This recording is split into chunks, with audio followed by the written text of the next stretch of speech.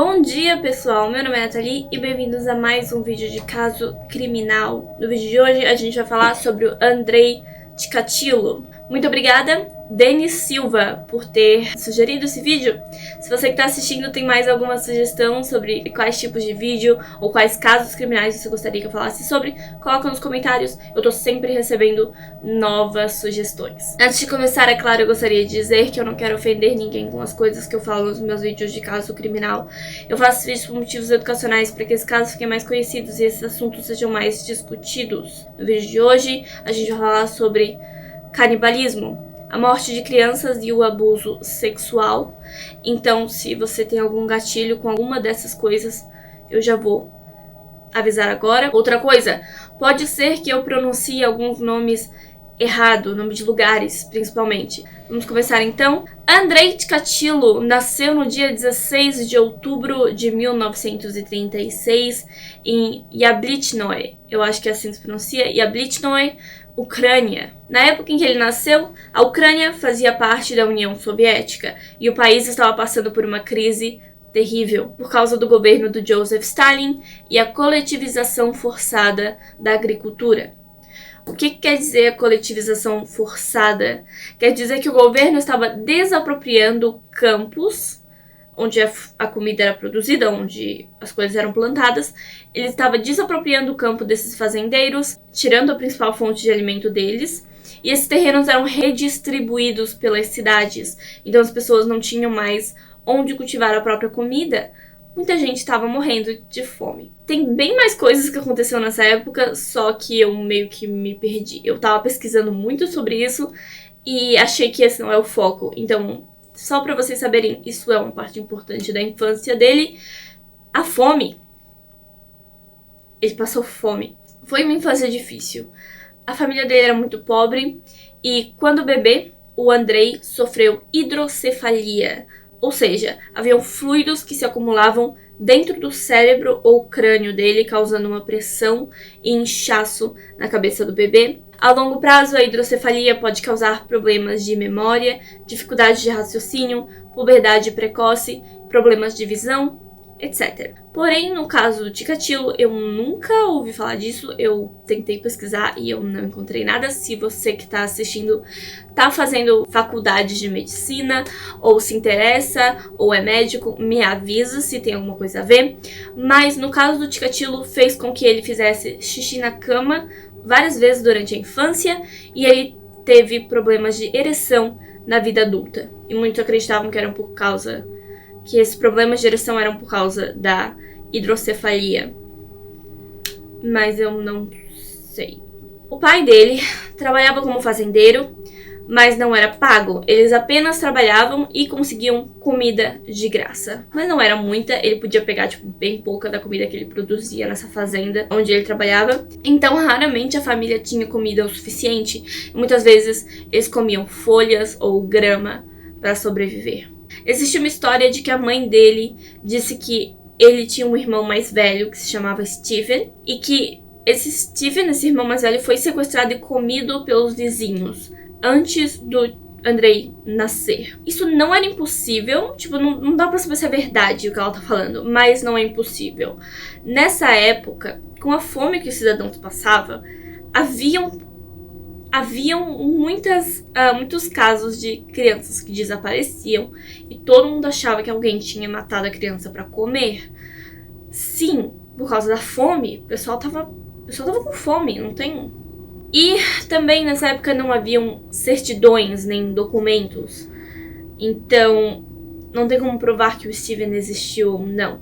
Essas famílias pobres não tinham documentos, então não dá pra saber. Quando a União Soviética entrou na Segunda Guerra Mundial, o Andrei tinha por volta dos 4 anos de idade e o pai dele foi convocado e deixou ele e a mãe sozinhos. Agora eu vou falar sobre os abusos que ele e a mãe sofreram durante a Segunda Guerra.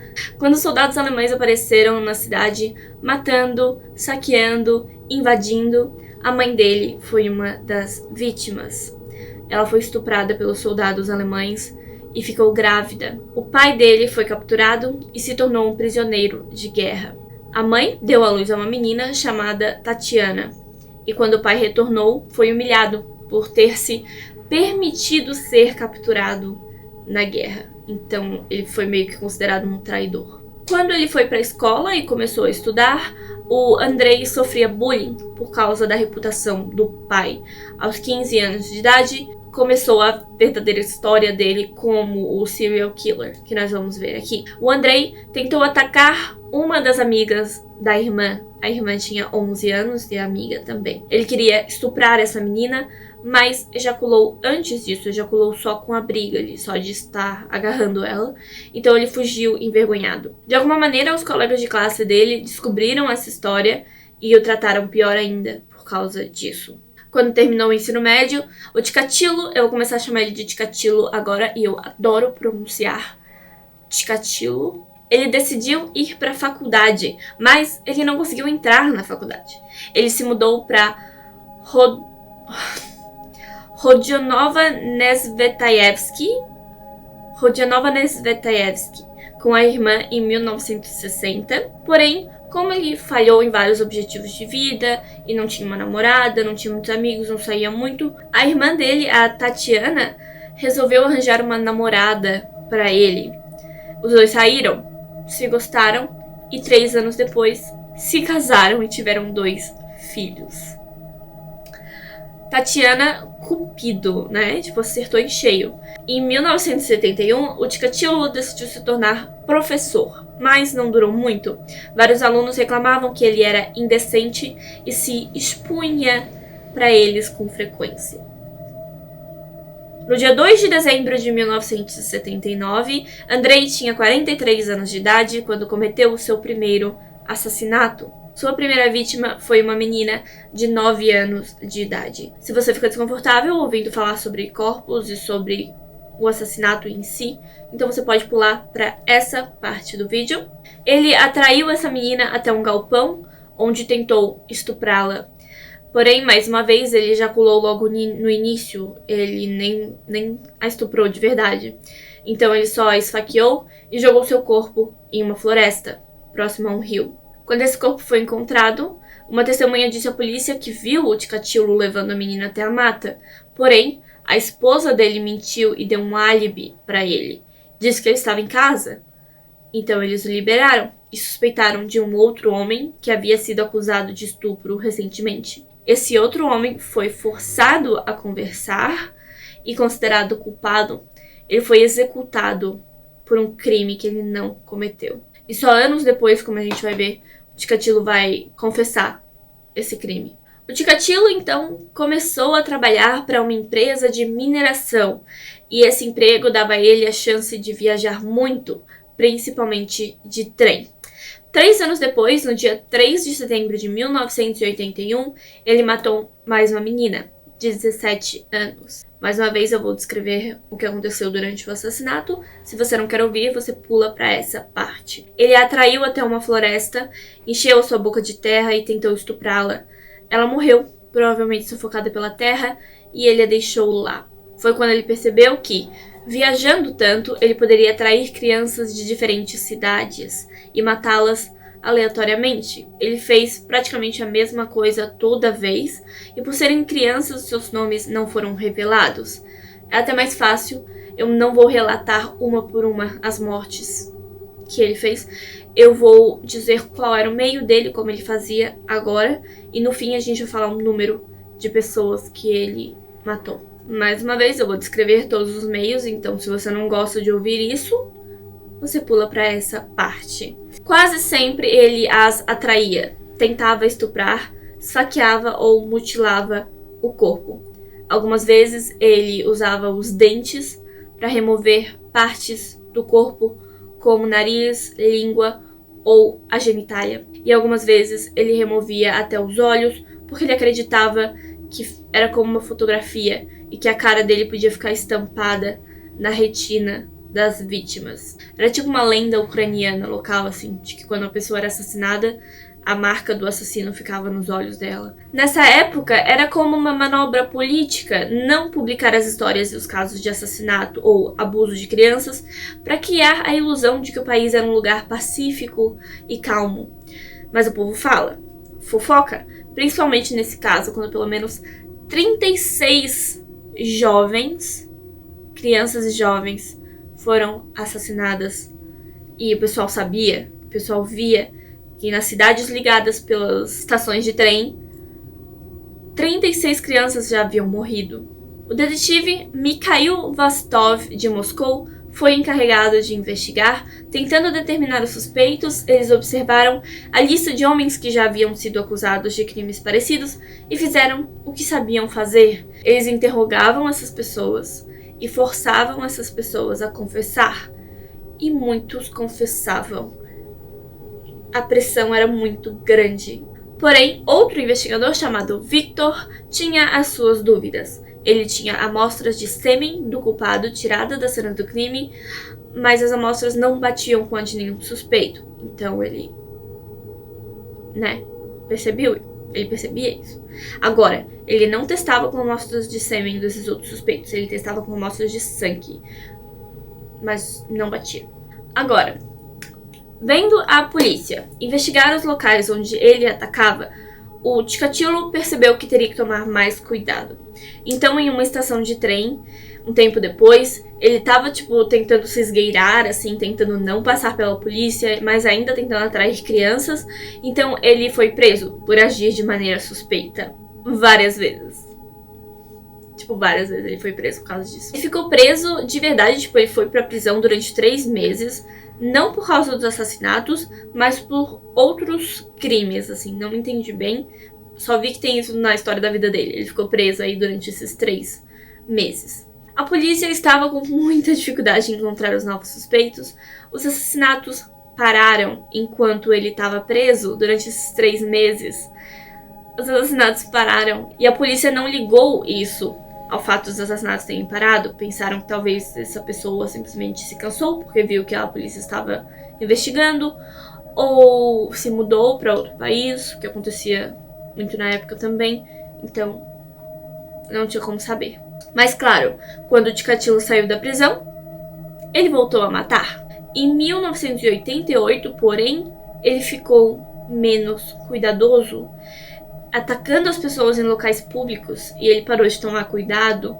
Muita gente acredita que ele estava cansado de fugir, que ele queria ser pego, ou talvez ele quisesse chamar a atenção mesmo. Ele queria que finalmente parassem de fofocar quem é que estava atacando essas crianças e finalmente começassem a falar sobre ele. E a gente vai falar mais sobre isso. Ele parecia querer a atenção. No dia 6 de novembro de 1990, o Andrei foi interrogado mais uma vez, após ser visto agindo de maneira estranha na estação de trem. Mas como não haviam provas sobre ele foi liberado novamente. Porém, dessa vez os policiais resolveram segui-lo por aí e ver o que ele fazia, porque ele era muito suspeito. E aí, bum! No dia 20 de novembro, então levou 2 semanas para eles conseguirem realmente ter provas para culpá-lo, mas nesse dia ele foi preso em uma estação de trem enquanto tentava atrair uma criança. Ele se recusava a falar sobre isso, ele dizia que não tinha cometido nenhum assassinato, que a culpa não era dele, mas aí os policiais usaram uma tática nele. Um psicólogo foi chamado para conversar e esse psicólogo disse que queria escrever um livro sobre ele, sobre um serial killer. E se ele fosse um serial killer, já que ele dizia que não era, né? O psicólogo queria entrevistá-lo e queria saber mais sobre a mente de uma pessoa que consegue matar tantas pessoas. Ele disse que queria escrever esse livro, que venderia muito e etc. Era uma mentira para impressionar o Chikatilo e para fazer ele falar. E funcionou.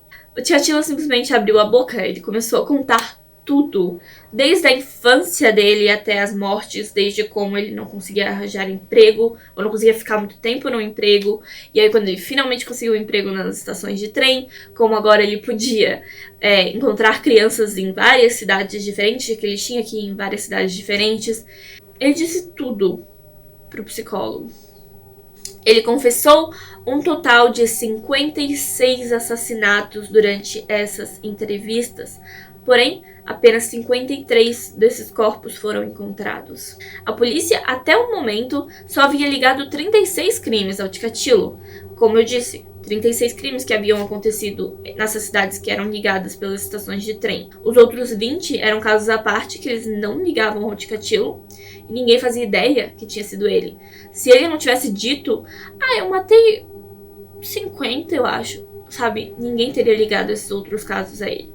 Mas, literalmente, foi assim que ele falou. O psicólogo perguntou pra ele, né, tá, quantas vítimas você acha que você tem? E ele disse, só umas 50. Foi tipo só 50 pra ele. Em julgamento, ele foi mantido em uma cela, porque não confiavam nele.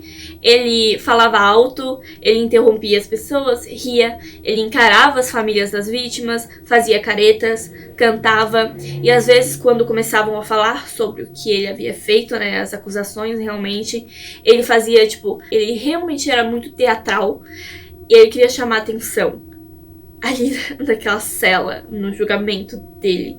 No dia 15 de outubro de 1992, ele foi sentenciado à pena de morte. Sim, houveram pessoas que, não só esse psicólogo que entrevistou ele, mas outros psicólogos, para testar se ele era são, né? Se ele tinha capacidade de perceber que o que ele fazia era errado.